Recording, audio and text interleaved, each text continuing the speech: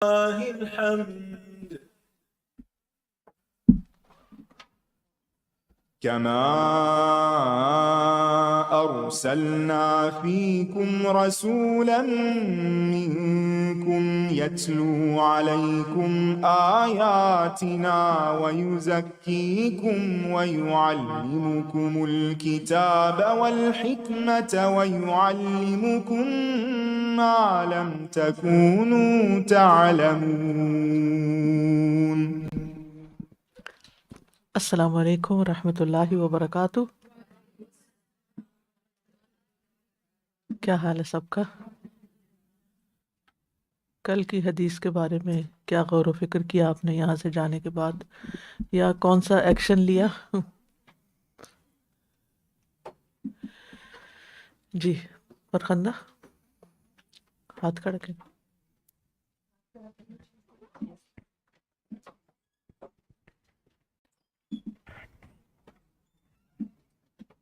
السلام علیکم. وعلیکم السلام.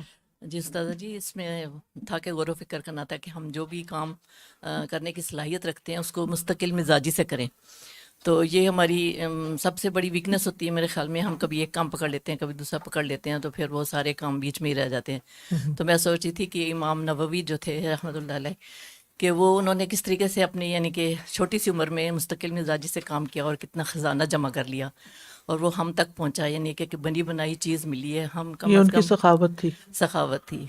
کم از کم ہم اسی ہم کو ان ہی کو لے کیا کے، دے سکتے ہیں جواب میں؟ جی وہی نا، کہ ان کو اس کو لے کے ہم اسی کو پھیلائیں نا، اسی کے مزید ہم جی سخاوت کریں تو ہو سکتا ہے حق ادا انشاءاللہ. یعنی انہوں نے تو بے لوث ہو کے کام کیا. وہ تو ہمیں جانتے بھی نہیں تھے اور جان سکتے بھی نہیں تھے، لیکن اللہ سبحانہ وتعالیٰ کسی کے ساتھ بھی ظلم نہیں کرتا. وہ اس کی کوششوں کا بدلہ اس کو ضرور دیتا ہے. لہٰذا ہم ان کے لیے صدقہ جاریہ ہو سکتے ہیں. یہ علم ان کے لیے صدقہ جاریہ ہے. تو کبھی بھی یہ نہ سوچیں کہ جو کوشش میں نے کی، جو کام میں نے کیا، مجھے اس کا کچھ ملا نہیں، کسی نے کچھ دیا نہیں، یا مجھے کیا ملے گا اس کے کرنے سے، کیا فائدہ. اگر آپ کام اچھا کر رہے ہیں تو اس کا ریٹرن آپ کو ہر صورت میں ملے گا. اللہ تعالیٰ کسی کا اجر بھی ضائع نہیں کرتا. نعم اجر العاملین. ٹھیک. السلام علیکم وعلیکم السلام. استاذہ ji. Thursday is my very busy day کہ میں گروسری یہ وہ سارا کچھ. تو میں ایک جگہ پہ کھڑی تھی تو میں نے دیکھا ایک خاتون شلوار قمیض پہنے تسبیح پکڑ کے شی واز واکنگ اراؤنڈ. میں انتظار کر رہی. میں نے ان کو سلام ان کو کہا کہ آپ کی تسبیح دیکھ کے مجھے بھی ذکر یاد آ گیا. پھر میں نے ان کو کہا دیکھیں ربیع الاول کا مہینہ ہے، ریاض الصالحین پڑھنی بہت ضروری ہے، اور ان کو اپنا فلائر بھی دکھایا، ٹائم بھی بتائے. کہتے ہیں میں کسی اور مسجد میں ہوں. میں نے کہا آپ شام کو سنیں، رات کو سنیں، دیکھو نا یہ مہینہ ایسے ضائع تو نہیں کرنا. جزاک اللہ.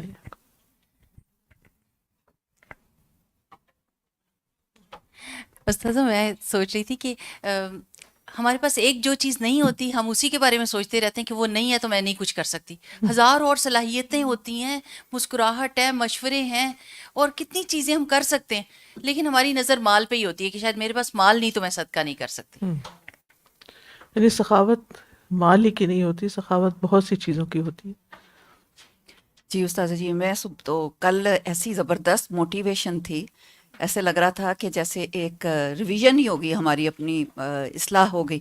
اور پھر میں یہ بہت ساری باتیں سوچنے لگ گئی، کسی کی سفارش کر دینا، کسی کے لیے کوئی کام کر دینا، کوئی آگے بڑھ کے، کوئی اور نہیں، منہ سے ہی خالی، جیسے اب فلائر جیسے مبین جی کہہ رہی ہیں کہ انہوں نے بانٹے، تو کسی کے منہ سے بھی آپ کی کوئی اچھی بات آگے پہنچا خیر دیں، خواہی کی. خیر خواہی کی کوئی بات بھی آپ کریں، تو وہ بھی ایک ہمارے اعمال نامے میں سخاوت کے نام سے الحمدللہ شامل ہو جائے گا. جی انشاءاللہ.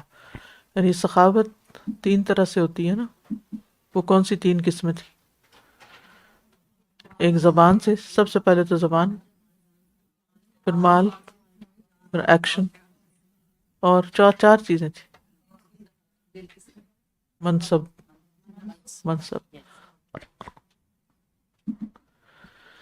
چلیے آگے چلتے ہیں.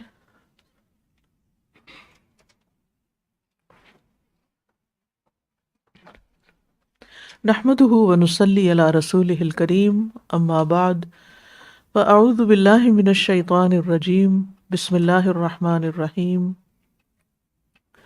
رب اشرح لی صدری ویسر لی امری واحلل عقدۃ من لسانی یفقہوا قولی۔ کل ہم نے حدیث کی کچھ اقسام کے بارے میں پڑھا تھا، پھر حدیث کیا ہوتی ہے اس کے بارے میں پڑھا تھا۔ آج حدیث کی ایک اور قسم بھی آپ کو بتاؤں گی جس کو حدیث متواتر کہتے ہیں۔ متواتر کا لفظ اردو میں کس معنی میں استعمال ہوتا ہے؟ کنٹینیوس، یا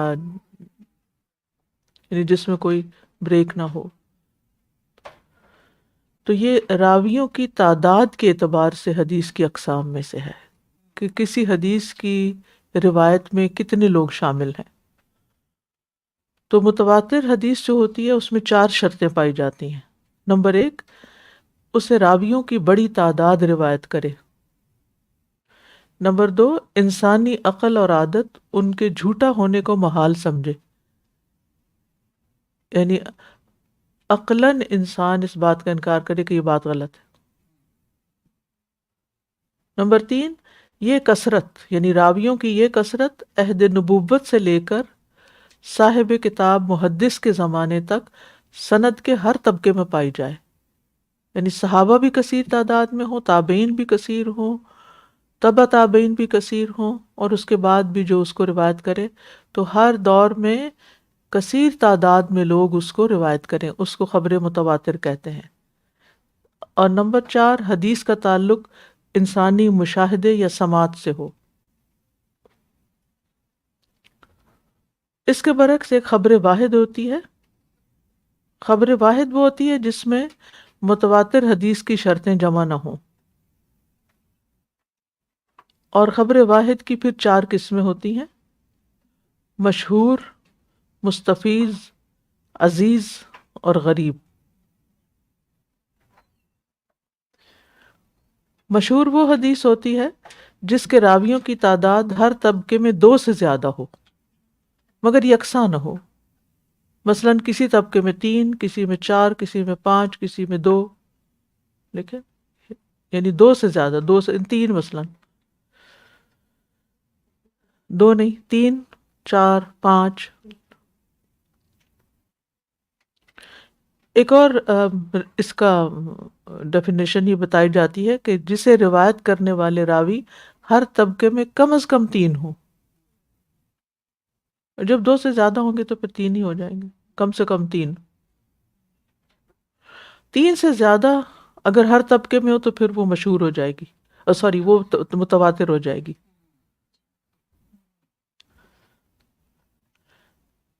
اچھا، خبر کا مشہور ہونا بعض اوقات ضروری نہیں ہوتا وہ خبر صحیح بھی ہو، تو اس لیے محدثین نے زیادہ ہونے کو صحت کی علامت نہیں قرار دیا، وہ پھر آگے صحیح حدیث کے اوپر بتاؤں گی۔ مستفیض ضاد سے وہ حدیث جس کے راوی ہر طبقے میں 2 سے زیادہ اور یکساں تعداد میں ہوں، یا سند کے اول اور آخر میں ان کی تعداد یکساں ہوں۔ عزیز وہ حدیث جس کے راوی کسی طبقے میں صرف 2 ہوں۔ غریب وہ حدیث جسے بیان کرنے والا کسی زمانے میں صرف 1 راوی ہو۔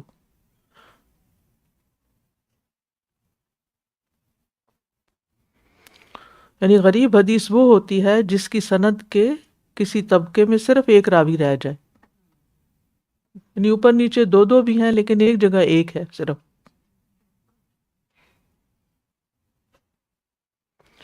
تو مدرجہ بالا اقسام میں متواتر حدیث جو ہے یہ علم الیقین کی حد تک سچی ہوتی ہے، لیکن باقی جو اقسام ہیں یہ مقبول بھی ہو سکتی ہیں اور نہیں بھی ہو سکتی۔ ٹھیک ہے، یہ باتیں اگر آپ کو یاد رہیں تو بہت ہی اچھا ہے، اگر یاد نہ بھی رہیں تو اس وقت چونکہ آپ کو کوئی امتحان وغیرہ نہیں ہو رہا، اس کا کوئی ٹیسٹ نہیں لیا جا رہا، تو اس لیے آپ اس کو ریلیکس ہو کے سنیں، اگر یہ ٹرمینالوجی مشکل لگے۔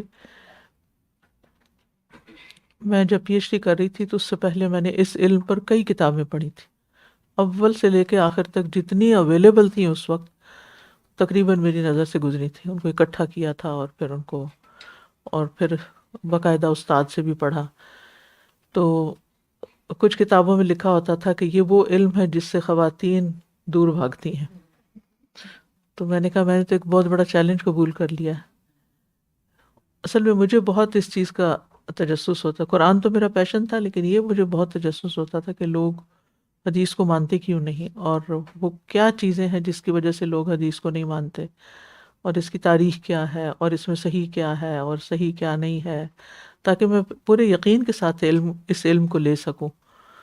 تو جتنا جتنا الحمدللہ پڑھتی گئی، محدثین کی محنت اور کاوش پر رشک آتا ہے کہ کتنی انہوں نے محنت کی، کتنی جان ماری، اور کس طریقے سے یہ علم ہم تک پہنچا. اور اب آپ دیکھیں کہ ہمارے جیسا کوئی ہو تو کہے کہ ہاں ایک متواتر ہے اور ایک غیر متواتر ہے، اور کچھ مشہور ہوتی ہیں کچھ، لیکن انہوں نے نمبر کے حساب سے بھی طبقے الگ الگ طبقات میں نمبر آف روات جو ہیں ان کے اعتبار سے بھی الگ الگ ٹرمز یعنی کہ رکھی ہیں، اصطلاحات رکھی ہیں. اس سے اندازہ ہوتا ہے کہ کتنی باریک بینی سے کام لیا گیا ہے ایک ایک حدیث کی چھان پٹک میں.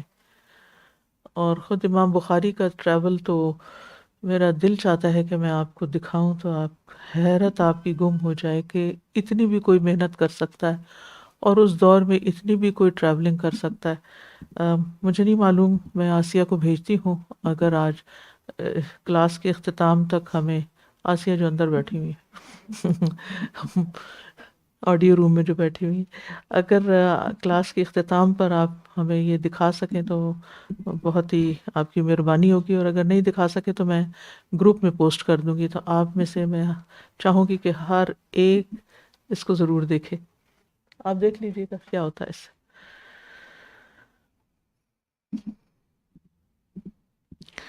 میں تو سوچ رہی تھی کہ آپ لوگ مجھے بتائیں گے کہ کل کی حدیث سن کے سخاوت اور جود کے بارے میں ہم نے ایسا بھی کام کیا کہ جس میں ہم سے کسی نے سوال ہی نہیں کیا اور ہم خود سے ہی اس کی خدمت اور مدد کو پہنچ گئے، لیکن کچھ شیئر ہی نہیں کیا، لگتا گھر جا کے بھول ہی گئے. یہاں سے نکلنے کے بعد یہ حدیثیں بھول جاتی ہیں. یہ تو زندگی بھر یاد رکھنے کی چیزیں اور ان پہ غور و فکر کرنے کی. اگر ہر روز ہم ایک چھوٹی سی چیز بھی اپنے عمل میں شامل کر لیں مستقل مزاجی کے ساتھ اور ایک شعور کے ساتھ، ایک نیت کے ساتھ کہ یہ کرنا ہے میں نے. سب سے پہلے تو کسی بھی چیز کو اون کرنا پڑتا ہے. کام وہی کرتے ہیں جو ذمہ داری کا ثبوت دیتے ہیں. جو لوگ کسی چیز کی ذمہ داری نہیں لیتے نا، وہ اپنی زندگی کو ضائع کر دیتے ہیں، وہ مواقع ضائع کر دیتے ہیں، وہ نیکی کے کام جو ہیں ان میں پیچھے رہ جاتے ہیں. تو جب پڑھ رہے ہوتے ہیں نا تو ساتھ ساتھ دل ہی دل میں عہد کرتے جایا کریں کہ یہ انشاءاللہ میں نے کرنا ہے، یہ میں نے کرنا ہے، اور میں اسے کر سکتی ہوں، اور میں اسے کر لوں گی، اور میں اسے کروں گی اندر اندر. پھر اللہ تعالیٰ جو چاہے آپ سے کروا لے. اور اگر آپ نہ بھی کر سکے کسی جینوئن ریزن کی وجہ سے، تو ایٹ لیسٹ آپ کے نیت کا ثواب تو آپ کے نام اعمال میں ہو. جی مونا کچھ کہنا چاہ رہی، پیچھے دیجیے ان کو. استاذہ جی، کل کی کلاس کے بعد اسی کلاس کی ایک اسٹوڈنٹ نے مجھے میسج کیا اور انہوں نے یہ اپنی خواہش کا اظہار کیا کہ سسٹر مونا میں آپ کو حدیث پڑھ کے سنانا چاہتی ہوں. جب سے ہم نے یہ پڑھنا شروع کیا، آگے ہم جتنی بھی پڑھیں گے تو میں آپ کو حدیث پڑھ کے سناؤں گی. تو میں آپ کو ریکارڈنگ بھیجوں گی، آپ اس کو سن لیجیے گا اور بتائیے گا کہ میری صحیح ہے یا نہیں. تو ایک لمحے کے لیے میں نے سوچا اچھا یہ this is an additional task for me, لیکن پھر میں نے دوسرے لمحے سوچا سبحان اللہ، اس سخاوت کا اتنا اچھا سخاوت، موقع مل رہا ہے. بالکل تو اور میری اپنی بھی ریڈنگ ہو جائے گی حدیث کی اس طرح سے بالکل. دوبارہ سے. اور آپ کو نہیں معلوم کہ وہ آگے کتنے لوگوں کو یہ جی سکھانے والی بالکل، بن جائے اور آپ کے لیے الحمدللہ صدقہ جاریہ ہو. الحمدللہ. بعض اوقات واقعی ایک ایڈیشنل ٹاسک سے انسان گھبراتا ہے، لیکن پھر یہی کہ یہ میری سخاوت ہے. جی جی بس ابھی رہنے دیں، فی الحال رہنے دیں. جی آسیہ کر. جی الحمدللہ استاذہ جی، اللہ تعالیٰ موقع دیتے ہیں، انسان کوشش کرے، خواہش کرے. تو کل یہاں سے جانے سے پہلے ہی ایک ایسا کیس ہمارے پاس تھا فائنینشیل اسسٹنس ریلیٹڈ اور کچھ اس طرح کا، تو اللہ تعالیٰ نے دل میں ڈالا کہ یہ سب پڑھا ہے تو اس کے حساب سے ہم ان کو ایکسیپشنل مدد کر دیں. پھر آج صبح کے لیے اسی طرح ایک اسٹوڈنٹ ہماری کوئی ای کیمپس پہ پڑھ رہی تھی، اور عام طور پہ ہمارا ایک رول ہوتا ہے کہ آپ تھوڑا سا ضرور فی لائیں اور پھر ان کی اسسٹنس ہو تو پھر بس وہی اس حدیث کی وجہ سے میں نے ان کا الحمدللہ اویلیبلٹی تھی ڈونرز کی تو ہم نے کچھ ان کے لیے ایکسٹرا کر دیا. وہ منصب سے سخاوت کرنے والی بات کہ اللہ تعالیٰ نے اگر اس چیز کے لیے ہمیں چنا ہے تو چنا ہمیں ہے، تھوڑا سا اس طرح ایکسیپشنل کیسز بھی موقع ہینڈل دیا ہے. کرنے اور چاہیے. پھر آپ دیکھیں گے جب یہ احادیث پڑھتے ہیں تو پھر دل کھلا ہو جاتا ہے نا، انسان کو موٹیویشن ملتی ہے اور شعور کے ساتھ وہ نیکی کرتا ہے. ایک ہوتا ہے آپ عادتاً یا خیال آ گیا نیکی کرنے کا کر لی، اور ایک یہ کہ نبی صلی اللہ علیہ وسلم کی سنت سمجھتے ہوئے اور اس علم پر عمل کی نیت سے، تو اس کا ثواب کچھ اور ہوتا ہے. یعنی ایک کام جو ایک جذبے سے کیا جائے، شوق سے کیا جائے، اس کی ویلیو کچھ اور ہے، اور ایک کام مارے مارے کیا جائے، بس فرض پورا کرنے کے لیے کیا جائے، اس کا اجر کچھ اور ہوتا ہے. Just think based on yesterday's lecture, آج ہماری دو سسٹرز کھانے کی بہت مزے مزے کی چیزیں سب کے لیے لے کے آئی تھی. الحمد للہ. آسیہ ہو جائے گا یا نہیں ہو سکتا؟ ابھی ہو سکتا ہے. کھولیں ذرا اس کو. آن لائن تو نہیں جا سکتا؟ جائے گا، آن لائن بھی جائے گا. جو لوگ یوٹیوب پہ سن رہے ہیں انشاءاللہ ان کو بھی جائے گا. لائٹ یہ والی آف کر دیں، کیونکہ میں صبح سے بس اس آ میں ہوں. اور امام بخاری کی جتنی بھی میرے اندر ایک پہلے ہی بہت ویلیو تھی، لیکن اس کے بعد ایک اور ہی طرح کا جذبہ ابھرا. ایکچولی جب میں پی ایچ ڈی کر رہی تھی تو ایک بہت ہی مشکل اور ٹف، میری زندگی کا سب سے مشکل ترین وقت تھا. تو مجھے کہیں سے امام بخاری کی ٹریولنگ کا میپ ملا. تو میرا یونیورسٹی کے 7th فلور پر، لائبریری کے 7th فلور پر مجھے الگ کمرہ ملا ہوا تھا، ریسرچ اسکالرس کو ملتا ہے.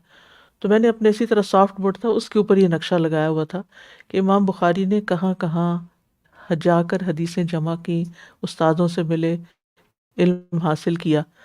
آپ یہ دیکھتے جائیں، یہ دائیں طرف میپ ہے، اور اس میں آپ دیکھیے اس کو تھوڑا تھوڑا اسکرول کرنا پڑے گا. یہ اسکول کہاں پڑھا، یہ گھوم کیوں نہیں رہا نقشہ، اس کو روکنا پڑے گا ایک ایک جگہ پر. پیچھے سے لائیے، ذرا سے پیچھے لائیے. جی جی، بک کے بارے میں جی کریے، نیکسٹ کریے.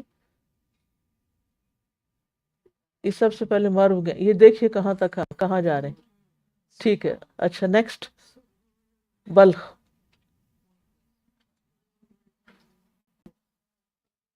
نیکسٹ جی، اونٹ اور گھوڑے اور پیدل، نیشا پور.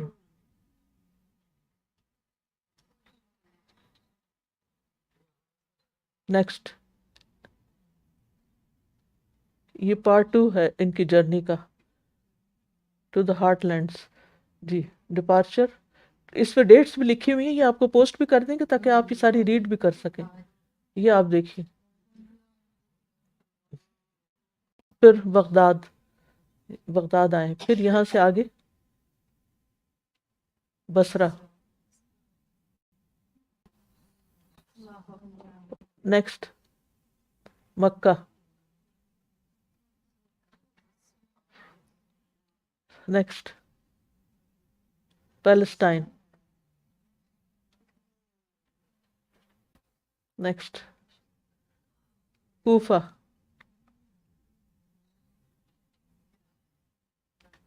Next Wasit. بصرہ.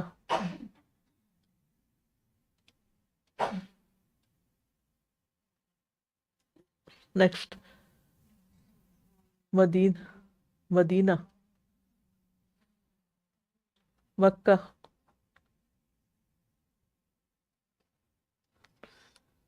ہومس، یہ سیریا میں.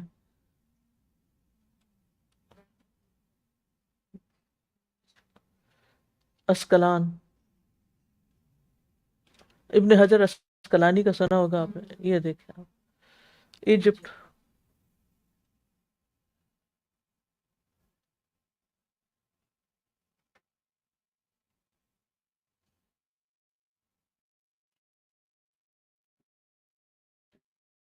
نیکسٹ ڈماسکس. پھر اپر میسوپوٹیمیا.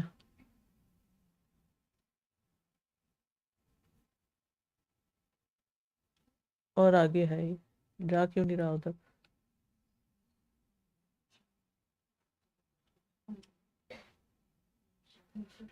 پھر نیشا پور واپس،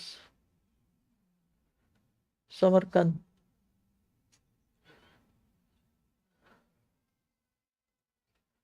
پھر نیشا پور،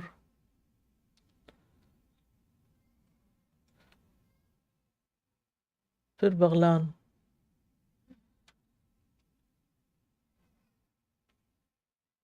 پھر بصرہ،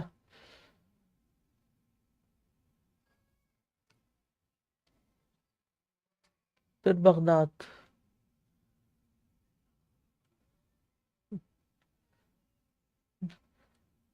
رے،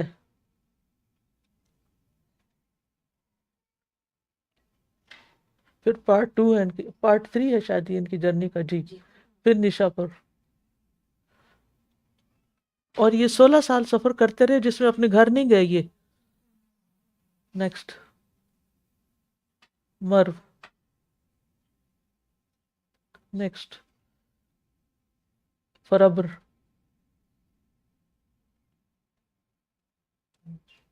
جی، بخارا. اب جاتے جب کام مکمل ہو گیا تھا پھر یہ آخر میں گئے تھے بخارا. پھر بیکن، ان کے پہلے استاد تھے نا بیکندی. نصف، امام نصفی بھی کا نام سنا ہوگا، وہ اس علاقے سے تعلق رکھتے تھے. نیکسٹ، پھر یہ فوت ہوتے ہیں جا کر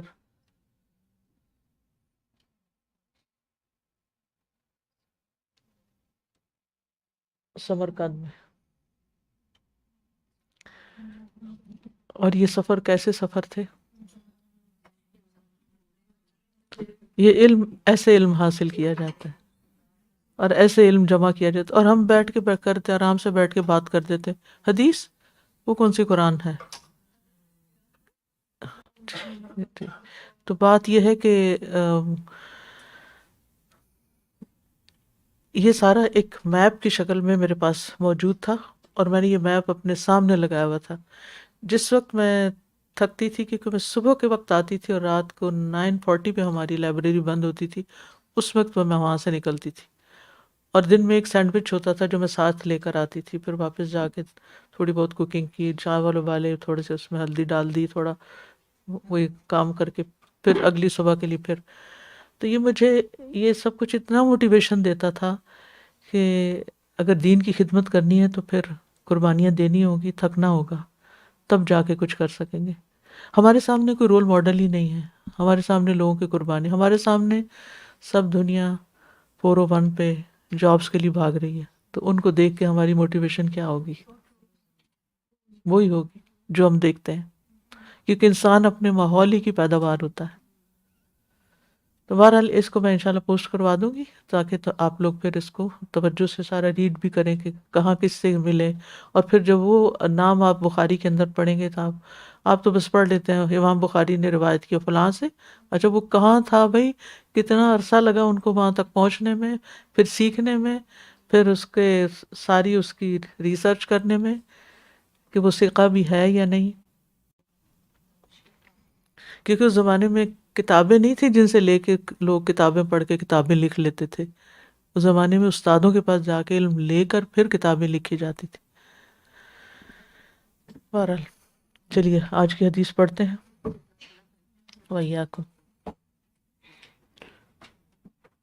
مجھے اس کو دیکھ کر نا شہد کی مکھی یاد آتی ہے.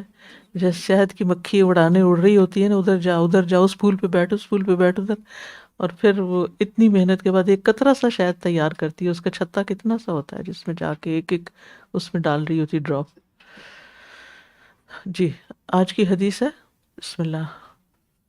وعن عائشة رضی اللہ عنہا قالت كان رسول اللہ صلی اللہ علیہ وسلم اذا دخل العشر احیا اللیل وایقظ اہلہ وشد المئزر. متفق علیہ. عائشہ رضی اللہ عنہا بیان کرتی ہیں کہ جب رمضان آخری عشرہ شروع ہو جاتا تو رسول اللہ صلی اللہ علیہ وسلم شب بیداری فرماتے. احیا اللیل، احیا کا مطلب ہوتا ہے زندہ کرنا. رات کو زندہ کر دیتے، یعنی شب بیداری کرتے، سوتے نہیں تھے، کیونکہ نیند موت ہوتی ہے نا، تو وہ اس کو یعنی کہ بیداری کرتے. وَأَيْقَظَ أَهْلَهُ، اور اپنے گھر والوں کو بھی بیدار کرتے، یعنی دوسروں کو بھی جگاتے جو گھر میں ہوتے. وَشَدَّ الْمِئْزَرَ، اور عبادت کے لیے کمر کس لیتے. متفق علیہ، اسے بخاری اور مسلم نے روایت کیا ہے. یعنی رات کو جاگتے تھے کس کام کے لیے؟ ذکر کے لیے، تلاوت قرآن کے لیے، تہجد کے لیے، نماز کے لیے، عبادت کے لیے. یعنی رات، بہت سے لوگ راتوں کو جاگتے ہیں، لیکن وہ راتوں کو جاگ کر کیا کرتے ہیں؟ وہ ایقظ اہلہ، اور گھر والوں کو بھی جگاتے تاکہ وہ بھی عبادت کریں. یعنی خود بھی جاگیں اور باقی سب بھی، گھر کا کوئی اور فرد غفلت کی نیند نہ سوئے، سبھی بیدار ہوں، سب عبادت میں مشغول رہیں.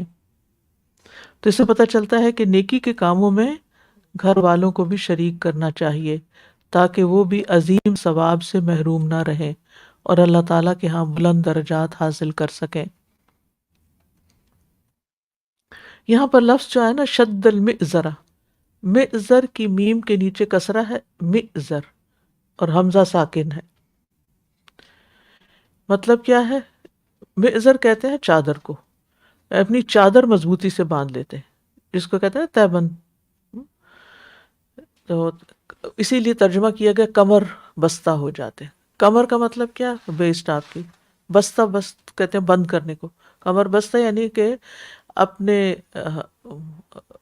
جو تہبند ہوتا تھا اس کو اچھی طرح کس کے باندھ لیتے تھے. یہ ایک محاورہ ہوتا ہے کسی کام کو کرنے کے لیے، یعنی تیار ہونے کے لیے کہ پھر کوئی چیز بیچ میں آڑے نہ آئے. جیسے پہلے لوگ اپنے پائنچے اوپر کر لیتے یا پھر اپنے شلوار وغیرہ کو یا جو بھی پہنا ہوتا تاکہ کوئی چیز راستے میں نہ اٹکے. جیسے کوئی بھاگنا چاہتا ہے تو اپنے آپ کو خوب ایکٹیو کر لیتا ہے. اور یہ بھی مطلب بیان کیا گیا ہے کہ آپ عبادت کی وجہ سے اپنی ازواج مطہرات سے علیحدگی کر لیتے، اور دونوں معنی درست ہیں.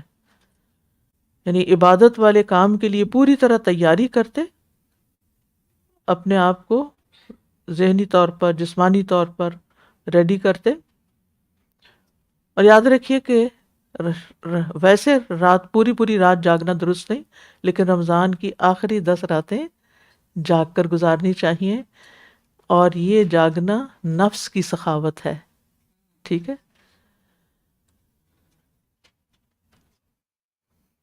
کیونکہ اس میں انسان کا پورا جسم، اس کی ہر چیز انوالو ہوتی ہے. اور اللہ تعالیٰ اپنے بندوں میں سے جس پہ چاہتا ہے احسان کرتا ہے، اور جب اللہ تعالیٰ آپ کو کسی عمل کی توفیق دیتا ہے تو پھر اسے قبول بھی کرتا ہے. تو اس حدیث سے جو باتیں پتہ چلتی ہیں وہ ایک تو رمضان کے آخری عشرے کی فضیلت پتہ چلتی ہے. ویسے تو رمضان سارے کا سارا عبادت کا مہینہ ہے، نیکیوں کا موسم بہار ہے، لیکن آخری عشرہ خصوصی طور پر عبادت کے لیے ہے. اور رمضان کی آخری 10 راتیں پورے سال کی راتوں سے زیادہ بہتر ہیں. کیوں؟ اس لیے کہ لیلۃ القدر میں قرآن نازل ہوا، قرآن کی وجہ سے. سبحان اللہ، رات کے وقت اترا، ٹھیک ہے نا، لیلۃ القدر. اور نبی صلی اللہ علیہ وسلم نے کیا فرمایا ہے کہ لیلۃ القدر کو کب تلاش کرو؟ آخری عشرے کی طاق راتوں میں یا آخری عشرے میں. جی ہاں، تو یہ بہت بے پناہ خیر والی راتیں ہیں. انس بن مالک کہتے ہیں کہ رمضان آیا تو رسول اللہ صلی اللہ علیہ وسلم نے فرمایا، بے شک تم پر یہ مہینہ آ گیا اور اس میں ایک ایسی رات ہے جو 1000 مہینوں سے بہتر ہے. جو اس سے محروم رہا تو تحقیق وہ ہر طرح کی خیر اور بھلائی سے محروم رہا، اور اس کی خیر سے محروم وہی رہے گا جو واقعی محروم ہوگا. اس رات بے پناہ فرشتے نازل ہوتے ہیں. یعنی راتوں کو کیوں جاگے؟ کیونکہ فرشتے اترتے ہیں. نبی صلی اللہ علیہ وسلم نے لیلۃ القدر کے متعلق فرمایا کہ یہ 27ویں یا 29ویں رات ہوتی ہے، اور اس رات میں زمین پر آنے والے فرشتوں کی تعداد کنکریوں کی تعداد سے بھی زیادہ ہوتی ہے.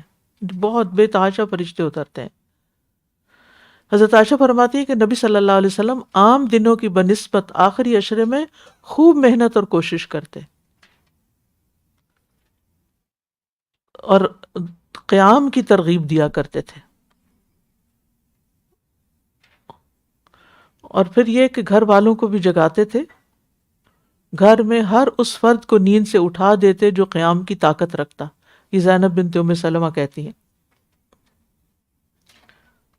اور لیلۃ القدر کی تلاش میں سستی نہیں کرنی چاہیے. رسول اللہ صلی اللہ علیہ وسلم نے فرمایا لیلۃ القدر کو رمضان کے آخری عشرے میں تلاش کرو. اگر تم میں سے کوئی کمزور یا عاجز ہو تو آخری 7 راتوں میں سستی نہ کرے. یعنی پورا عشرہ نہیں جاگ سکتے تو آخری 7 راتیں جاگ لیں. اور اگر 7 بھی نہیں جاگ سکتے ایٹ لیسٹ آخری 3-4 راتیں جاگ لیں 27ویں سے لے کے اینڈ تک. اور اصل مقصد کیا ہونا چاہیے اتنی عبادت کرنے کا؟ نیت کیا ہونی چاہیے؟ اللہ کو راضی کرنا. یس. اس رات کو مبہم کیوں رکھا گیا؟ تاکہ ہم زیادہ سے زیادہ راتیں اویل کر سکیں. جی ہاں. نبی صلی اللہ علیہ وسلم نے اپنے قیام کے لیے جگہ مقرر کی تھی. زید بن ثابت کہتے ہیں کہ رسول اللہ صلی اللہ علیہ وسلم نے رمضان میں ایک حجرہ بنا لیا، ایک الگ کمرہ، یا یہ کہ بوریے سے اوٹ کر لی، یعنی ڈیوائیڈر لگا لیا، اور آپ نے کئی راتیں اسی کے اندر نماز پڑھی. اعتکاف بھی کرتے تھے نا، اس لیے بھی. رسول اللہ صلی اللہ علیہ وسلم نے فرمایا فرض نماز کے بعد سب سے زیادہ فضیلت والی نماز رات کی نماز ہے، اور یہ رب کے قریب کرنے والی ہے. پھر یہ کہ ان راتوں میں کثرت سے ذکر اور دعائیں کرنی چاہیے، باتیں نہیں کرنی چاہیے. کچھ لوگ مسجدوں میں چلے جاتے ہیں اور وہاں سوشلائز کرنے لگتے ہیں، کبھی چائے پی رہے ہیں، کبھی باتیں کر رہے ہیں، کبھی لیٹ رہے ہیں، کبھی کچھ کر رہے ہیں. تو ان چیزوں سے آپ پرہیز کیجیے. اگر اور لوگ کر بھی رہے ہیں ان کو منع کریں، نہ منع ہو تو کم از کم آپ اپنا ایک کارنر سنبھالیں اور اپنی عبادت میں لگ جائیں، ورنہ گھر چلے جائیں اور اکیلے جا کے کریں. نبی صلی اللہ علیہ وسلم نے فرمایا ہر مسلمان کی رمضان کے دن اور رات میں ایک دعا ایسی ضرور ہوتی ہے جو قبول ہو جائے. دعا کی قبولیت کا موقع بھی ہے. اور بہترین دعا کیا ہے؟ اللہم انک عفو تحب العفو فاعف عنی. اور اس اگر ہمت ہو تو اعتکاف کا اہتمام بھی کرنا چاہیے. اور ایک آخری نقطہ یہ کہ رمضان کی راتوں کو جاگنے کا مقصد صرف عبادت ہونی چاہیے. صرف عبادت. کیوں زور ڈال رہی ہوں؟ کیونکہ میں نے دیکھا ہے کہ کچھ مسجدوں میں بڑے لیکچرز شروع ہو جاتے ہیں. کوئی ایک آ رہے ہیں وہ خطاب فرما رہے ہیں، دوسرے آ رہے ہیں، پھر وہ کوئی کانفرنس ہو رہی ہے، کوئی کچھ لوگ اور کچھ ایکٹیویٹیز میں مصروف ہو جاتے ہیں، کچھ عجیب و غریب پروگرام شروع کر دیتے ہیں. رات گزارنے کی بس کوشش کرتے ہیں کہ کسی طرح ٹائم کٹ جائے، یعنی جاگ کر ہم بس جاگ لیں، کیونکہ جاگنے کا حکم ہے تو جاگ لیں. تو نبی صلی اللہ علیہ وسلم اپنے گھر والوں کو جگاتے تھے. کس کام کے لیے جگاتے تھے؟ عبادت کے لیے جگاتے تھے. تو ہمیں بھی جاگنا چاہیے صرف عبادت کے لیے، کچھ اور کرنے کے لیے نہیں. اس وقت پڑھنا پڑھانا بھی چھوڑ دینا چاہیے، یعنی اور پروگرام سب درس و تدریس وغیرہ سب ختم. زیادہ سے زیادہ یہ ہے کہ چھوٹی موٹی بات شیئر کر کے لوگوں کو یاد دہانی کرا دیں کہ اب آپ استغفار پڑھ لیں، آپ کوئی اور چیز جو بھی یعنی جہنم سے نجات کی دعائیں کر لیں، ساری مصنون دعائیں پڑھ لیں. یہ یاد دہانی کے لیے چھوٹی چھوٹی نصیحتیں کر دیں تو اور بات ہے، لیکن پراپر تدریس اور لیکچرز اور یہ چیزیں نہیں ہونی چاہیے. کوئی سوال؟ جی آسیہ.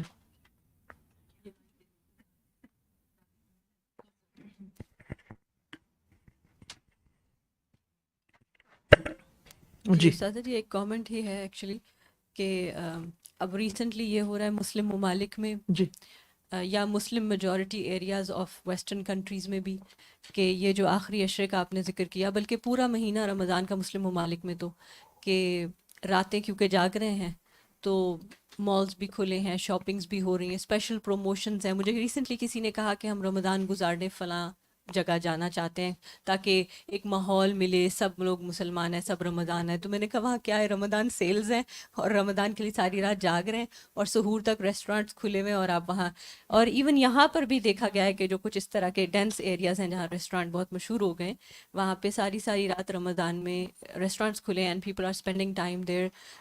وہ عبادت نہیں ہو رہی، بس رات جاگ رہے ہیں. کچھ ممالک میں خیمے لگ جاتے ہیں اور خیموں کے اندر بیٹھ کے تو لوگ مجلسیں لگاتے ہیں.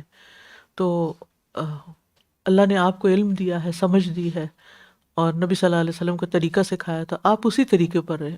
دنیا جدھر مرضی جائے آپ نے اسی طریقے پر رہنا ہے. کہ اس یعنی جو کی پوائنٹ ہے وہ یہ کہ راتوں کو جاگنے کا مقصد صرف اور صرف عبادت، ذکر، تلاوت، قیام. نیکسٹ باب ہے. جی ہاں، ہاں بہت اچھا سوال ہے. جی پہلے تو لوگ صرف افطاری کے لیے بلاتے تھے نا، اب سحری کے لیے بلانا شروع ہو گئے ہیں، ریسٹورینٹس میں لے کے جاتے ہیں. اب آپ خود سوچئے کہ اگر آپ کسی کے ہاں سحری کے لیے جا رہے ہیں تو ظاہر ہے ان کو کوئی اہتمام تو کرنا ہے نا. اب اس گھر کی خواتین کیا کریں گی؟ ساری رات کھانے پکاتی رہیں گی اور سجاتی رہیں گی اور مہمانوں کی آمد کے لیے گھر صاف کریں گے اور سارا انتظام کریں گے. آپ خود سوچیے کہ ہم کن کاموں میں لگ گئے ہیں. اگر آپ نہیں جائیں تو ناراض بھی ہوتے ہیں، اللہ رحم کرے. تو یہ سب اس لیے ہے کہ اصل روح نکل گئی نا دین کی. اور وہ کیوں نکل گئی ہے؟ کیونکہ علم نہیں رہا، کہ نبی صلی اللہ علیہ وسلم کا طریقہ سامنے نہیں رہا. یہ طریقہ ہے ہمارے سامنے کہ آپ کیا کرتے تھے، خود بھی جاگتے، گھر والوں کو بھی جگاتے. That's it. جی ہاں، دعاؤں کی قبولیت کا وقت ہوتا ہے سحری کا وقت. اس وقت کسی اور کے گھر جانا، اور پھر اب جس نے جانا وہ بھی تیاریاں شروع کرے گا، گھر سے تیار ہو کے جائے گا، ایسے تھوڑی اٹھ کے جائے گا. وہ الگ وقت ضائع کرے گا اس میں. جی سادہ جی، کہا کہ وہ آپ صلی اللہ علیہ وسلم نے کہا کہ آخری راتوں میں تلاش کریں، تو ہم کوشش تو کرتے ہیں لیکن ہمیں تو پتہ بھی نہیں چلتا. تو اس کوئی کے بات نہیں، پتہ چلنے سے کیا فرق پڑے گا؟ نہ بھی چلے تو کیا فرق پڑتا ہے؟ کچھ بھی نہیں ہوتا ہے. ہمیں کہا گیا ایسے کر لو. اللہ سبحانہ تعالیٰ سے امید ہے کہ کوئی رات تو ملی ہوگی نا. یعنی جب اہتمام کرتے تھے پھر یہ تسلی ہوتی ہے اللہ نے توفیق دے دی ہے نا 10 رات یا 9 رات جاگنے کی، تو انشاءاللہ اللہ نے وہ بھی نصیب کر دی ہے جس کے لیے ہم کوشاں تھے. جی اگر طبیعت تھک گئی ہے تو صرف اس نیت سے اگر آپ تھوڑی دیر کے لیے قیلولہ جیسے دن کو کرتے ہیں ایسے کر لیں تاکہ اٹھ کے اور زیادہ چاقو چوبند ہو کر، ایسے کوئی حرج نہیں ہے. وہ سونا بھی پھر آپ کا عبادت ہوگا.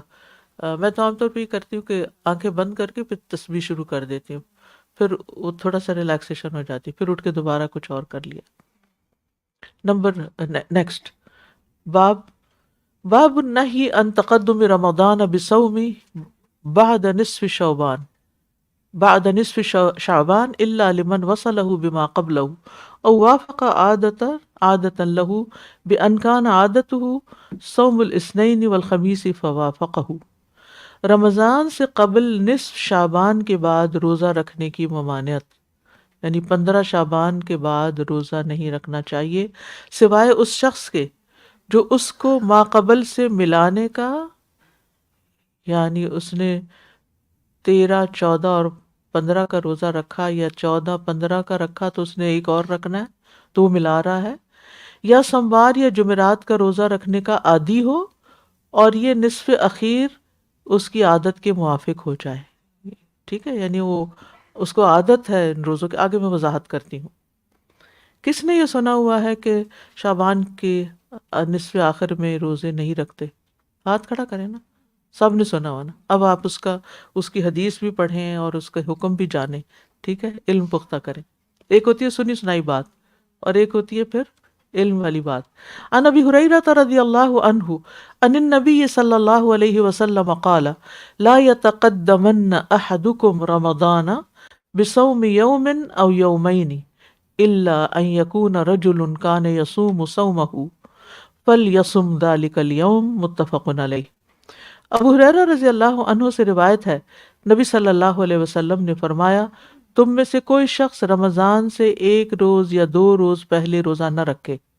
رمضان سے 1 یا 2 دن پہلے روزہ نہ رکھے، ہاں مگر وہ شخص جو پہلے سے ہی ان دنوں کا روزہ رکھتا ہو تو وہ اس دن کا روزہ رکھ لے.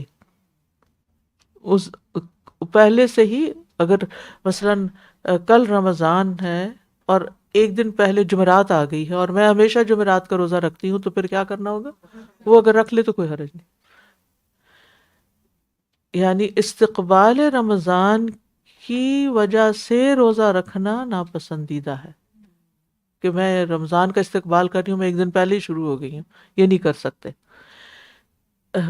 اصل میں عبادت کی اصل غرض کیا ہے؟ عبادت کی اصل روح کیا ہے؟ اطاعت۔ جیسے کہا گیا نا وہ کرو، ویسا ہی کرو۔ وہ قرآن مجید میں آتا نا کہ یا ایھا الذین آمنوا لا تقدموا بین یدی اللہ ورسولہ، اے لوگو جو ایمان لائے ہو اللہ اور اس کے رسول سے آگے مت بڑھو، یعنی جہاں جو انہوں نے حکم دیا نا ویسا ہی کرو، اس سے آگے بڑھ کے خود سے چیزیں نہیں کرو۔ اچھا منع کیوں کیا گیا کہ آخری 2 ہفتے روزے نہ رکھے جائیں؟ اس کی تاکہ آپ رمضان کے لیے تیار ہو سکیں، رمضان میں روزہ رکھنے کی قوت آپ کو حاصل ہو، آپ پہلے سے ایگزاسٹ نہ ہو چکے ہو۔ لیکن مخصوص حالات کے تحت روزے رکھے جا سکتے ہیں، کیونکہ جو لوگ روزہ رکھنے کے عادی ہوتے ہیں نا ان کو اتنا فرق نہیں پڑتا۔ یعنی جو شخص پیر یا جمعرات کا روزہ رکھتا ہے تو اتفاق سے شعبان کا آخری دن پیر یا جمعرات بن رہا ہے تو اس دن روزہ رکھ سکتا ہے۔ کسی کے ذمے قضا روزے تھے تو رمضان سے 1 یا 2 دن پہلے انہیں رکھ سکتا ہے۔ کفارے اور نظر کا روزہ بھی رکھ سکتا ہے، لیکن شک کا روزہ نہیں رکھ سکتا کہ کیا پتہ رمضان شروع ہو گیا ہو تو چلو 1 دن پہلے سے رکھ لیں، نہیں، یہ نہیں کر سکتا۔ اگلی حدیث بھی اس سے ملتی جلتی ہے، پھر اس میں ہم دیکھتے ہیں۔ وعن ابن عباس رضی اللہ عنہما قال قال رسول اللہ صلی اللہ علیہ وسلم لا تصوموا قبل رمضان صوموا لرؤيته وافطروا لرؤيته فإن حالت دونه غیایۃ فأکملوا 30 یوما رواہ الترمذی وقال حدیث حسن صحیح۔ الغیایۃ بالغین المعجمۃ وبالیاء المثناۃ من تحت المکررۃ وہی الصحابۃ۔ ابن عباس رضی اللہ عنہما سے روایت ہے، رسول اللہ صلی اللہ علیہ وسلم نے فرمایا رمضان سے پہلے روزہ مت رکھو، چاند دیکھ کر روزہ رکھو، اور چاند دیکھ کر ہی روزہ رکھنا چھوڑو، عید مناؤ یعنی۔ پس اگر چاند سے ورے یعنی اس طرف اب تمہاری طرف بادل حائل ہو جائے، یعنی چاند تو پیچھے ہوتا ہے، بادل اس کے آگے آ جاتے، یعنی چاند سے آگے بادل حائل ہو جائے اور چاند نظر نہ آئے تو دن پورے کر لو، 30 یعنی شعبان کے۔ اور یہ الغیایا غین اور 2 یا کے ساتھ یا 2 دفعہ یا ہے، اس کے معنی ہے بادل، ٹھیک ہے۔ تو اس حدیث سے پتہ چلتا ہے کہ رمضان سے پہلے استقبالی روزہ رکھنا منع ہے، 1 یا 2 دن پہلے روزہ نہیں رکھ سکتے، کیونکہ رمضان کے روزوں کو رؤیت ہلال سے مقید کیا گیا ہے۔ ابن حجر عسقلانی کہتے ہیں کہ احتیاط کے پیش نظر رمضان سے 1 یا 2 دن پہلے استقبالی روزہ رکھنا منع ہے، اور امام ترمذی نے بھی اس حدیث میں یہی بات کہی ہے۔ یعنی اس نہیں کا مقصد کیا ہے کہ انسان ڈرتا ہے کہ وہ رمضان کے داخل ہونے کے لیے احتیاط کرے، لیکن لہٰذا وہ کہتا ہے کہ میں 1-2 دن پہلے احتیاطاً روزہ رکھ رہا ہوں، تو اس احتیاط کی کوئی وجہ نہیں ہے، کیونکہ آپ صلی اللہ علیہ وسلم نے حکم دیا کہ صوموا لرؤیتی وافطروا لرؤیتی، دیکھ کے رکھو اور چاند دیکھ کے رکھو، اس سے پہلے کیوں شک میں رکھتے ہو، وہم کا شکار نہ ہو۔ اور اگر تمہارے اور چاند کے بیچ میں بادل آ گئے ہیں، بارش برس رہی ہے یا کوئی اور چیز حائل ہو گئی ہے اور نظر نہیں آ رہا چاند، تو پھر 30 دنوں کی گنتی مکمل کر لو، یعنی شعبان کے مہینے کو 30 دن کا بنا لو۔ اب سوال یہ پیدا ہوتا ہے کہ کیا ایسا کرنا حرام ہے یا خالی مکروہ ہے، یعنی یہ نہیں کس قسم کی نہیں ہے، تو اس میں اختلاف ہے، ٹھیک ہے۔ لیکن صحیح بات یہی ہے کہ یہ نہیں یعنی ایسا کرنا حرام ہے، کیونکہ نبی صلی اللہ علیہ وسلم نے واضح طور پر فرمایا۔ عمار بن یاسر ایک صحابی تھے، انہوں نے کہا من صام الیوم الذی یشک فیہ فقد عصی ابا القاسم صلی اللہ علیہ وسلم، جس نے آج کے دن شک کی وجہ سے روزہ رکھا اس نے ابو القاسم محمد صلی اللہ علیہ وسلم کی نافرمانی کی۔ تو یہ نافرمانی، کیونکہ آپ ایک حکم دے رہے ہیں کہ ایسا نہیں کرو اور آپ کہتے نہیں میں نے تو کرنا ہے، تو یہ کیا ہے؟ نافرمانی ہے. یعنی شک والے دن کا روزہ نہیں رکھنا چاہیے. تو اس حدیث سے یہ پتہ چلتا ہے کہ رؤیت ہلال رمضان کے روزوں کی علت ہے. رمضان کے روزے تب فرض ہوتے ہیں جب چاند نظر آ جاتا ہے، اور چاند کے مطابق ہی روزے پورے بھی کرنے چاہیے، چاہے 29 کا دکھ جائے یا پھر 30 کا، اور پھر عید منائیں. وعن ابی ہریرہ رضی اللہ عنہ قال قال رسول اللہ صلی اللہ علیہ وسلم اذا بقی نصف من شعبان فلا تصوموا رواہ الترمذی وقال حدیث حسن صحیح. یہ میں انشاءاللہ ٹرمز جو ہے نا حسن صحیح ان کے بارے میں بھی بتاؤں گی، تو ابھی صرف سنتے جائیں. ابو ہریرہ رضی اللہ عنہ سے روایت ہے، رسول اللہ صلی اللہ علیہ وسلم نے فرمایا جب شعبان کا آدھا مہینہ باقی رہ جائے تو تم روزے نہ رکھو. یعنی شعبان کے دوسرے نصف کے روزے رکھنے منع ہیں. مطلب یہ ہے کہ 15 شعبان کے بعد نفلی روزے نہیں رکھنے چاہیے، تاکہ فرضی روزے رکھنے کے لیے ہمت طاقت برقرار رہے. اور یہ بھی اللہ کی رحمت ہے.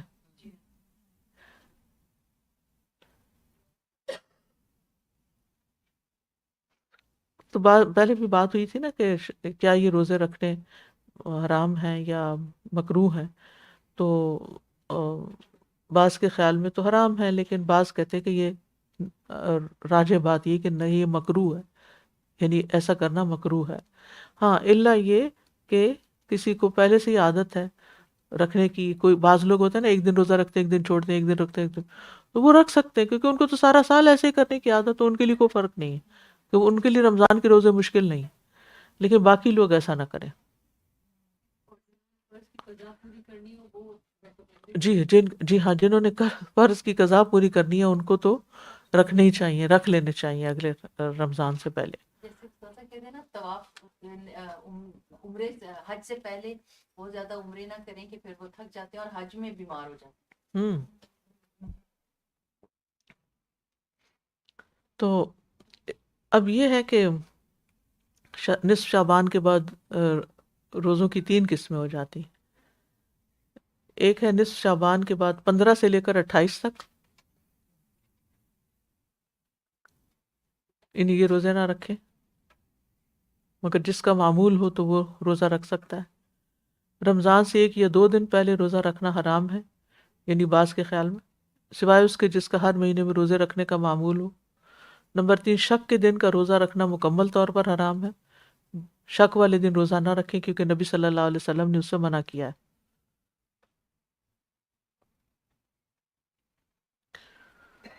اب 15 شعبان کا روزہ رکھیں یا نہ رکھیں، 15 کے بعد کا تو ممانعت آ گئی نا کہ نہ رکھو، تو اٹس سیلف 15 کو رکھیں یا نہ رکھیں، کیونکہ بہت سارے لوگ شبرات مناتے ہیں پھر 15 کا روزہ رکھتے ہیں. اب یہی بتانے لگی ہوں کہ یہ کرنا چاہیے کہ نہیں. خالی 15 شعبان کا روزہ رکھنا نبی صلی اللہ علیہ وسلم کی سنت سے ثابت نہیں ہے. وہ تو 3 روزے رکھتے ہیں نا لوگ، 13 14 15 کے، وہ کرتے رہے. یا جمعرات آ گئی تو آپ رکھ لیں، منڈے ہے تو رکھ لیں. بات یہ ہے کہ جو کام نبی صلی اللہ علیہ وسلم نے نہیں کیا، نہ کرنے کا حکم دیا، تو اس سے ہمیں بچنا چاہیے. جی اوکے، کوئی بات، یعنی جو آپ نے خود نہیں کیا اور کرنے کا حکم بھی نہیں دیا، تو اب وہ کام ہم کہاں سے شروع کر رہے ہیں؟ پھر ہم کیوں کر رہے ہیں؟ ہاں اگر کسی کی عادت ہے کہ وہ ہر مہینے کے 3 روزے رکھتے ہیں ایام 20 کے، تو وہ 15 تک پورے ہو جاتے ہیں، تو ٹھیک ہے، اس میں 15 کا انکلوڈ ہو گیا، خیر ہے. لیکن اور اسی طرح اگر کوئی معمول میں کسی کے 15 تاریخ آتی ہے روزہ رکھنے کی، کسی بھی وجہ سے، ایک دن رکھا ایک دن رکھا نہیں رکھا، ایک دن رکھا ایک دن نہیں رکھا، یعنی وہ 3 اکٹھے تو نہیں رکھتا، لیکن ویسے وہ اس میں آ گیا 15 بھی، تو کوئی بات نہیں. یا منڈے تھرسڈے آ گیا 15 کو تو کوئی بات نہیں، لیکن ویسے نہیں. تو اس سے یہ پتہ چلتا ہے اس حدیث سے کہ نصف شعبان کے بعد روزے نہیں رکھنے چاہیے. چند لوگ اس سے مستثنا ہیں، نمبر 1 جسے روزے رکھنے کی عادت ہو، مثلاً پیر و جمعرات کا. نمبر 2 جس نے نصف شعبان سے قبل روزے رکھنے شروع کیے اور نصف شعبان سے پہلے کو بعد والے سے ملا دیا، 15 تک رکھے. پھر اسی طرح نمبر 3 رمضان کی قضا اور نظر میں روزے رکھنے والا بھی اس سے مستثنا ہوگا.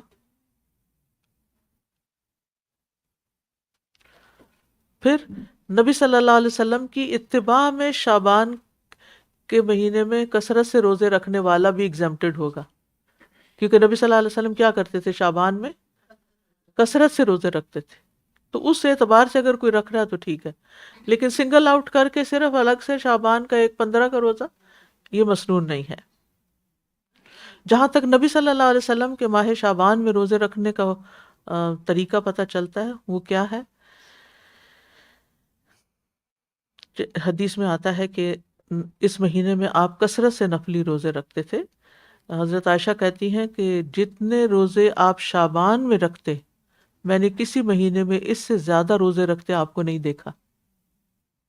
تو اس اعتبار سے یہ روزے رکھنے والا مہینہ ہے اگر کوئی نبی صلی اللہ علیہ وسلم کی سنت کی پیروی کرتے ہوئے رکھ رہا ہے.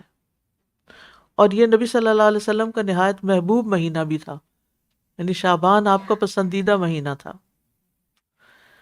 حدیث میں آتا ہے رسول اللہ صلی اللہ علیہ وسلم کو مہینوں میں سب سے زیادہ محبوب یہ تھا کہ آپ شعبان میں روزے رکھیں پھر اسے رمضان سے ملا دیں. اور اکثر لوگ اس مہینے کی فضیلت سے، اہمیت سے غافل ہیں شعبان کی. آپ صلی اللہ علیہ وسلم نے فرمایا یہ وہ مہینہ ہے کہ لوگ اس سے غفلت کر جاتے ہیں. یہ رجب اور رمضان کے درمیان ہے، اور یہ وہ مہینہ ہے کہ اس میں رب العالمین کے ہاں انسانوں کے اعمال پیش کیے جاتے ہیں. تو میں چاہتا ہوں میرے اعمال پیش ہوں تو میں روزے سے ہوں.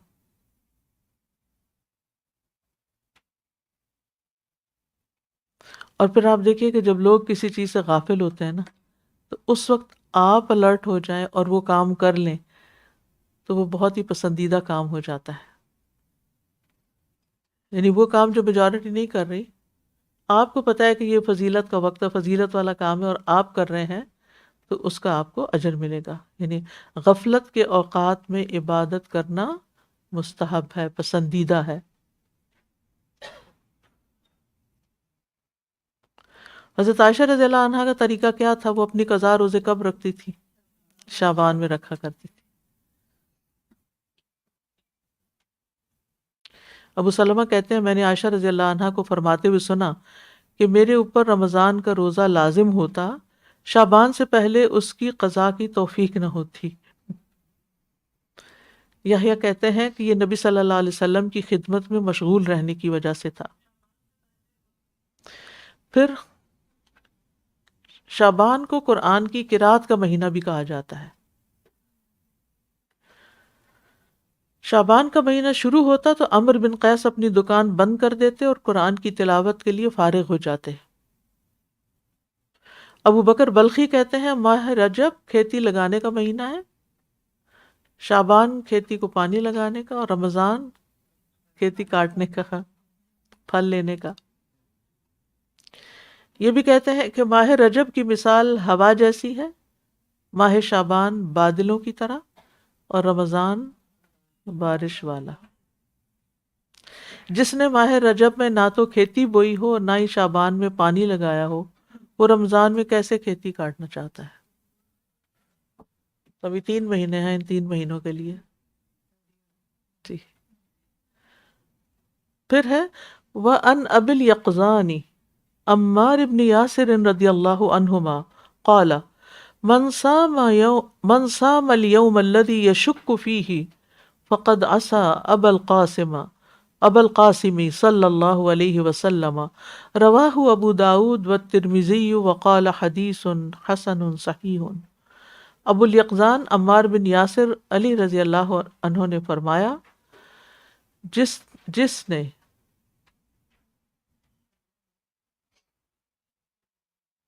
عمار بن یاسر بس کہیں، یہ علی کا لفظ میں خل ایکسٹرا آگے، جس نے شک والے دن روزہ رکھا اس نے ابو القاسم کی نافرمانی کی.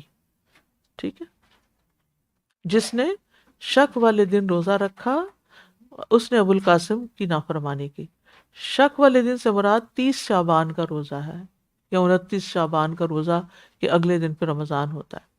یعنی بادلوں کی وجہ سے 29ویں کو چاند نظر نہیں آیا تو وہ یہ سمجھ کے روزہ رکھ لے کہ پتہ نہیں شعبان کا یہ 30واں دن ہے یا رمضان کا پہلا دن ہے، کیا پتا آج رمضان ہی نہ ہو لہٰذا روزہ رکھ لیتے ہیں.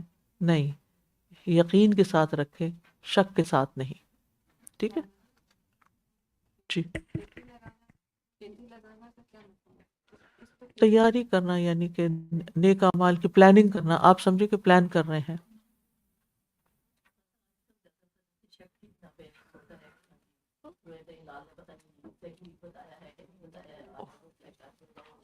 جی تو یقین کے ساتھ رکھنا چاہیے. اب تو الحمدللہ چاند دیکھنے کے کئی طریقے ایجاد ہو گئے ہیں تو اس میں شک نہیں ہونا چاہیے. According to news they said کہ روزہ ہے تو کچھ لوگوں نے رکھ لیا اور کچھ نے کہا ہم نے دیکھا نہیں تو ہم نہیں رکھیں گے. نیکسٹ ڈے اتنا بڑا چاند نظر آ رہا تھا تو جنہوں نے نہیں رکھا وہ دے ور کوائٹ سیڈ. لیکن انہوں نے یہی سوچ کے نہیں رکھا ہوگا کہ نظر نہیں آیا. چاند دیکھنے کے وقت کون سی دعا پڑھی جائے؟ ان طلحہ ابن عبید اللہ رضی اللہ عنہ ان النبی صلی اللہ علیہ وسلم کان اذا رأى الہلال قال اللہم اہلہ علینا بالامن والایمان والسلامة والاسلام ربی وربک اللہ ہلال رشد وخیر. رواہ الترمذی وقال حدیث حسن. طلحہ بن عبید اللہ رضی اللہ عنہ سے روایت ہے نبی صلی اللہ علیہ وسلم جب چاند دیکھتے تو فرماتے اے اللہ اس کو ہم پر امن اور ایمان اور سلامتی اور اسلام کے ساتھ نکال. اے چاند میرا اور تیرا رب اللہ ہے. اے اللہ یہ چاند ہدایت اور بھلائی کا چاند ہو. کتنی خوبصورت دعا ہے. ہمارے دین نے ہر موقع کی مناسبت سے ہمیں تعلیم دی ہے لیکن ہم ان نیکیوں سے محروم رہ جاتے ہیں. کیوں؟ علم ہی نہیں، جانتے ہی نہیں کہ اس موقع پر کیا کرنا ہے. یعنی ہر موقع پر ہمیں گائیڈنس دی گئی اور ہمیں اللہ کی طرف رغبت کرنے کا حکم دیا گیا. دعا کے ذریعے انسان اللہ سے کنیکٹ ہوتا ہے اور پھر آپ دیکھیے کہ اس سے کتنے خوف، غم، وہم، فکر، پریشانیاں دور ہو جاتی. جب آپ کوئی چیز چاند دیکھا تو آپ نے دعا کر لی کہ اللہ یہ چاند ہدایت اور بھلائی والا ہو، امن، ایمان، سلامتی اور اسلام والا ہو. 6 چیزیں مانگی ہیں: امن، ایمان، سلامتی، اسلام، ہدایت اور بھلائی.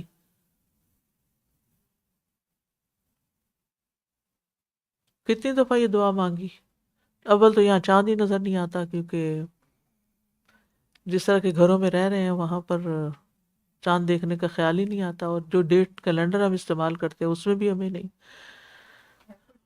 ایفرٹ بھی نہیں کرتے. اور اگر نظر آ جائے تو دعا یاد نہیں ہوتی تو کم از کم دعا ہی یاد کر لیں. اور اگر یاد کریں کہ وہ کہاں پڑی تھی تو وہ یاد نہیں آتا کہ کہیں پڑی ہوئی تھی. تو الحمدللہ اللہ نے اس پہ کارڈ بھی بنایا ہوا، کہیں کارڈز کی کلیکشن ہونی چاہیے اگر ریڈی ریفرنس کے لیے. اور انشاءاللہ میرا خیال ہے اسے دعا ایپ میں بھی ہونا چاہیے، دعائیں ایپ میں. تو آپ دیکھیے کہ وہ مہینہ جس کا آغاز دعا کے ساتھ کیا جائے اور وہ جو بغیر دعا کے کیا جائے ایک تو نہیں ہو سکتے نا. تو ان سنتوں کو بھی اپنانا چاہیے.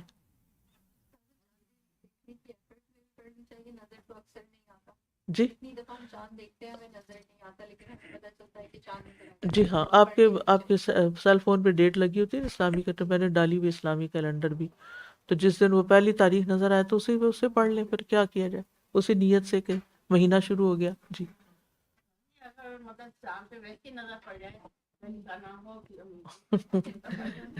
ہلال اصل میں پہلی رات کے چاند کو ہی کہتے ہیں، لیکن یہ ہے کہ چاند دیکھ کر پڑھ لیں کیونکہ جب چاند دیکھتے تو فرماتے اذا رأى الہلال، تو ہلال پہلی رات کے. آپ کو پتہ ہے عربی میں ہر رات کے چاند کا الگ نام ہے. جی تو اس میں اللہ تعالیٰ سے یعنی کہ اللہ اس مہینے میں خیر ہو، برکت ہو اور یہ اور پھر ہر طرح کی تکلیف اور نقصان سے ہم بچیں. اور پھر یہ جو اس میں ہے نا، ربی و ربک اللہ، اے چاند میرا اور تیرا رب اللہ ہے. یہ کیوں کہا گیا؟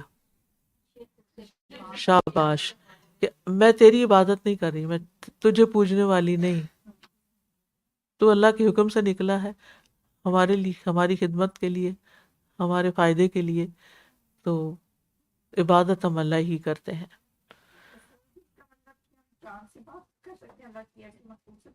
جی اس سے، ہاں جی، بڑی اچھا نقطہ آپ نے اٹھایا کہ اللہ کی مخلوق سے، کیونکہ حجر اسود سے بات کی تھی حضرت عمر رضی اللہ عنہ، تو ہم بات کر سکتے ہیں.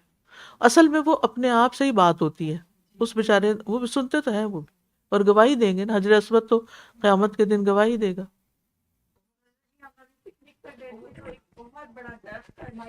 مائک لے لیجیے. جی ابھی ہم جو پکنک پہ گئے تھے تو ایک اتنا بڑا درخت تھا کہ جس کو 3 لوگ پکڑیں تو اتنا پکڑ سکتے ہیں. اور اس کو دیکھ کر میں کہہ رہی تھی کہ، اور اس پر جو ایک پتا تھا اس پر چھوٹا سا سنیل بیٹھا ہوا تھا، اتنا خوبصورت. تو میرا دل چاہ رہا تھا میں اس کو لے کر آپ سے ملاقات کروں، تو میں لیکن پھر میں نے سوچا کہ اس کو ڈسٹرب نہ کروں، یا وہاں سے اٹھا سکتے ہیں یا نہیں، تو پھر کیا پتہ وہ عبادت میں مشغول ہو. جی تو میں وہی کہہ رہی تھی کہ ایسے اللہ کی، میں تو اسے بات کر کے آ گئی لیکن میں سوچ رہی تھی کہ کر نہیں سکتی. نیچر کے ساتھ کنیکٹ ہونے کا کتنا خوبصورت طریقہ یہ بتایا گیا ہے نا، کہ بیچ میں اللہ کو بھی یاد کر لیا اور پھر چاند سے بھی بات کر لی، اور بڑی وٹنس بنے. اور ہمارے ہاں چاند سے متعلق کتنی کہانیاں، اور چندہ ماموں بنا دیا، اور سبحانک اللہم و بحمدک اشہد ان لا الہ الا انت، اللہ اکبر. اللہ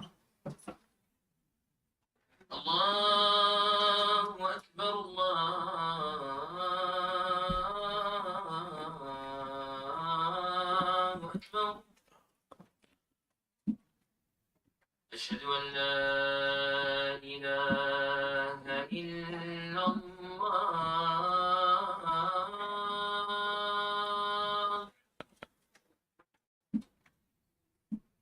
أشهد أن لا إله إلا الله،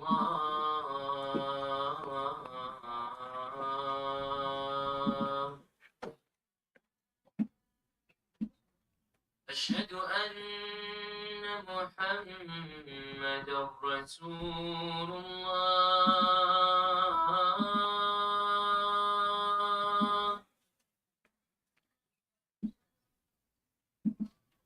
أشهد أن محمد رسول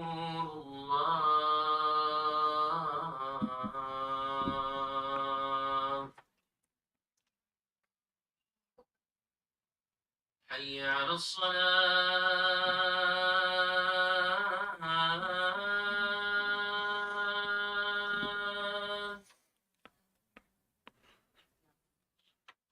حي على الصلاة،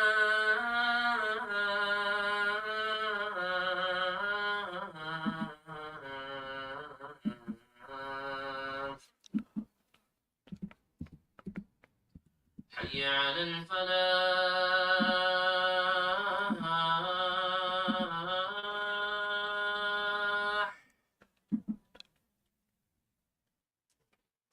حي على الفلاح.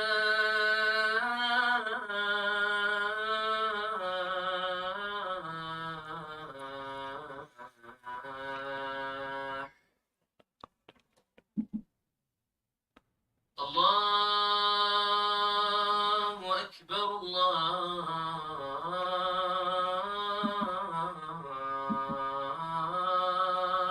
أكبر، لا إله إلا الله.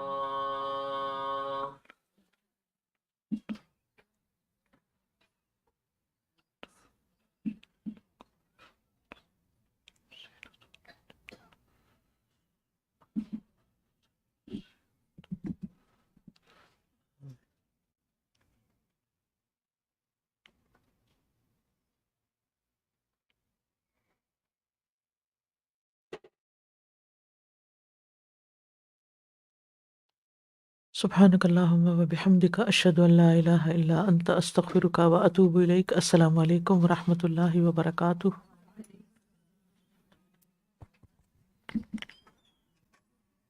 قل إن كنتم تحبون الله فاتبعوني يحببكم الله ويغفر لكم ذنوبكم والله غفور رحيم.